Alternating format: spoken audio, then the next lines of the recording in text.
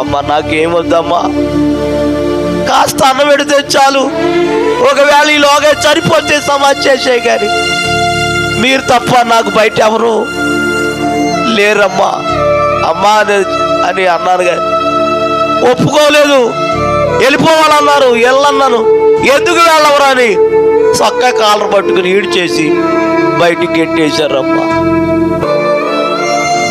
అమ్మా ఆకలి తట్టుకోలేక నేడుమర్రు, మందలపర్రు, బోన్పల్లి, గనపారం, పెప్పరి, పెంటపాడు, ముదురుడుపాడు, తాడేపిల్లిగూడు ఒకే జతపట్ల మీద 3 సంవత్సరాలు గిన్నెట్టుకుని అడుక్కున్నానమ్మ నేను.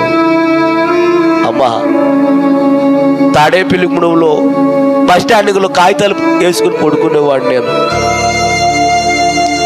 ఓ రాత్రి అన్నం అడుక్కుంటాకి తాడేపిల్లిగూడెం అంతా తిరిగాను. ఎవరు అన్నం పెట్టలేదు. ఆకలి అయిపోతుంది. అలాగని తాలూకా ఆఫీస్ ఉంది కదా తాడేపిల్లిగూడెంలో, దాని ఎదురుగుండా కురిపి హోటల్ ఉంది. ఆ కురిపి హోటల్ కాడికి వెళ్ళి, అయ్యా కొంచెం అన్నం ఉంటే పెడతారా అన్న.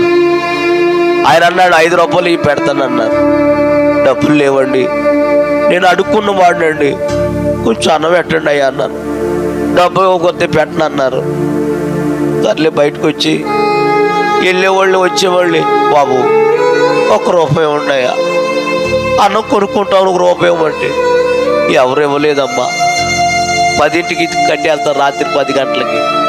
ఏం చేయాలో తెలియక వారు తినే ఎంగులాకులు ఎక్కడైతే పడేస్తున్నారో, వాడు పడేసిన ఎంగులాకులు ఎక్కడైతే ఉన్నాయో అక్కడికి వెళ్ళి కూర్చుని వాడు పడేసిన ఎంగులాకులన్నీ మెతుకులు ఎరుగు తిన్నాను కానీ